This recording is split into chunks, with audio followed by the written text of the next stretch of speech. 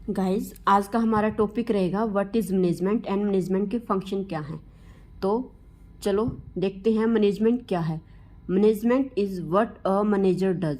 जो हमारा मैनेजमेंट है वह एक ऐसी क्रिया है जिसे काम को करने के लिए कुशल एवं प्रभावी ढंग से करने के लिए कार्यों के एक समूह की ज़रूरत पड़ती है।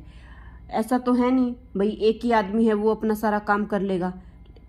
किसी भी कंपनी में अगर वर्कर काम कर रहा है तो उसको कैसे कर रहा है, किस ढंग से कर रहा है और उस काम को कितने समय में कर रहा है, तो एक मैनेजमेंट का होना जरूरी है। ऐसा तो है नहीं कि प्रबंध का कार्य अन्य व्यक्तियों द्वारा उनके साथ मिलकर काम करना होता है। ये तो है नहीं कि एक ही अकेला व्यक्ति है वो उस काम को कर लेगा। No, man can't produce any single thing by himself. वो अकेले नहीं कर सकता, उसके लिए हमें हर चीज़ों की ज़रूरत पड़ती है। उसके लिए हमें तो किन किन चीज़ों की ज़रूरत पड़ती है उसके लिए, जैसे मैंने लिखा है 4M। 4M में क्या रहेगा? Man, money, machine, material. ये हमारा हो गया 4M। 4M सबसे पहले हमें मैन की ज़रूरत पड़ेगी। बिना आदमी के हम कोई भी काम नहीं कर सकते, तो उसके लिए हमें किसी भी ऑर्गेनाइजेशन में, किसी भी कंपनी में सबसे पहले इंसानों की ज़रूरत रहेगी। तो सबसे पहला रहेगा मैन। दूसरा हमारा रहेगा मनी। मनी में क्या रहेगा? Without money we can't do anything. तो सेकंड नंबर पे रहेगा हमारा मनी, तो हमें मनी की ज़रूरत होगी। और थर्ड नंबर पे हमारा मटेरियल। जब तक मटेरियल प्रोवाइड नहीं होगा तो हम कैसे कोई भी काम कर लेंगे, तो उसके लिए हमें रॉ मटेरियल की ज़रूरत पड़ेगी और हर चीज़ की ज़रूरत पड़ेगी। एंड देन रहेगा मशीन। जब तक मशीन नहीं होगी, ये तो है नहीं कि अकेला आदमी ही सारे काम कर लेगा, तो उसके लिए हमें मशीनों की भी ज़रूरत पड़ेगी। तो हमें man, money, material and machine सब की जरूरत पड़ेगी। जब रॉ मटेरियल होगा जब भी तो उस चीज़ को बनाएंगे, मशीनें होंगी जब भी तो वो कार्य संपूर्ण होगा। तो ये हमारा हो गया 4M। तो उसके बाद हमारे फंक्शंस क्या रहेंगे? मैनेजमेंट के 5 फंक्शन होते हैं। इसमें क्या रहेगा? सबसे पहले है planning, organising, staffing, directing and controlling. तो ये हमारे क्या बन गया? POSDC, post DC. हम इसको पोस्ट डीसी के नाम से भी याद कर सकते हैं। और मेन जो हमारे फंक्शंस होते हैं 5 फंक्शंस ही हैं, बेसिक फंक्शंस हैं हमारी मैनेजमेंट के। तो सबसे पहले इसमें क्या रहेगा? इसमें हमारा सबसे पहला है प्लानिंग। तो प्लानिंग में क्या रहेगा? प्लानिंग में हम किसी भी काम को करने के लिए सबसे पहले हमें किस चीज़ की ज़रूरत पड़ेगी? प्लानिंग की ज़रूरत पड़ेगी। बिना प्लानिंग के हम कोई भी काम नहीं कर सकते। तो हम किसी भी काम को करने से पहले हमें उस चीज़ की प्लानिंग, उसको प्लान करना है। तो सबसे पहला हमारा रहेगा प्लानिंग। उसके बाद रहेगा प्लानिंग में क्या रहेगा? It refer to thinking beforehand. किसी भी काम को करने से पहले उसके विषय में थोड़ा सा जान लेना, उसको प्लान कर लेना कि हाउ टू हैंडल, कैसे उसको करेंगे, कैसे, तो प्लान कर लेना चीज़ों को। तो दूसरे नंबर पे हमारा रहेगा ऑर्गेनाइजेशन।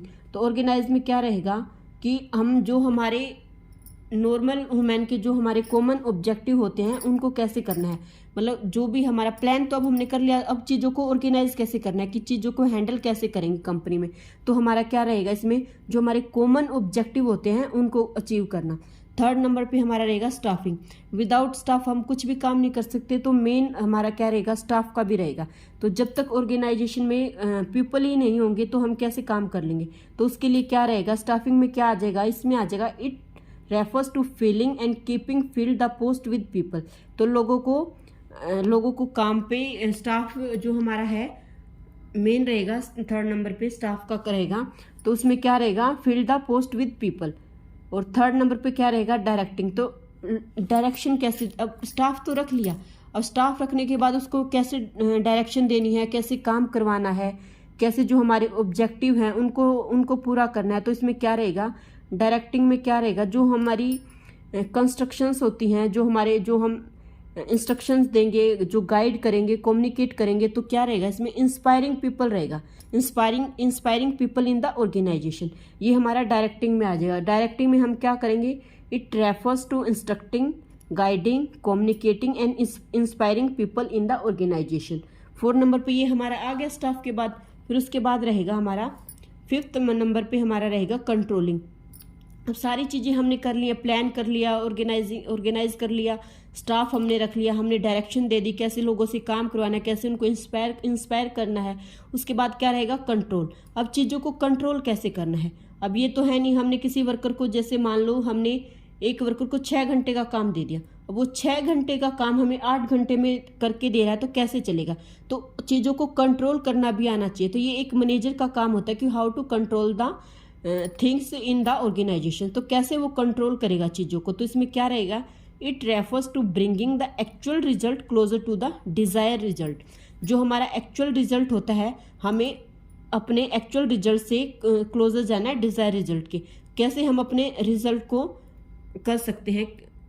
तो अब कंपनी में अगर किसी वर्कर को 4 घंटे का काम दिया, तो अगर वो 4 घंटे में ही करके दे रहा है तो इट्स ओके फाइन, लेकिन वो उसी काम को अगर अपने समय से ज़्यादा समय ले रहा है तो फिर चीज़ें मैनेज नहीं हो पाएंगी। तो हमें ये हमारे पांच फंक्शंस हैं मैनेजमेंट के, plan, organise, staff, directing and controlling. हम इसको शॉर्ट फॉर्म में पोस्ट डीसी के नाम से भी याद रख सकते हैं।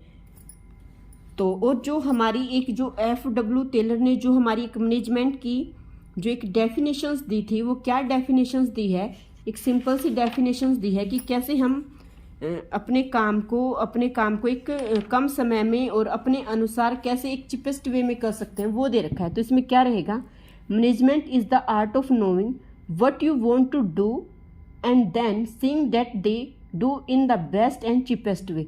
कैसे हम अपने काम को what you want to do, क्या हम करना चाहते हैं और कैसे हम अपने काम को करें और कितने समय में करें और कैसे चिपेस्ट वे में करें और हमें वो काम बेस्ट से बेस्ट करना है।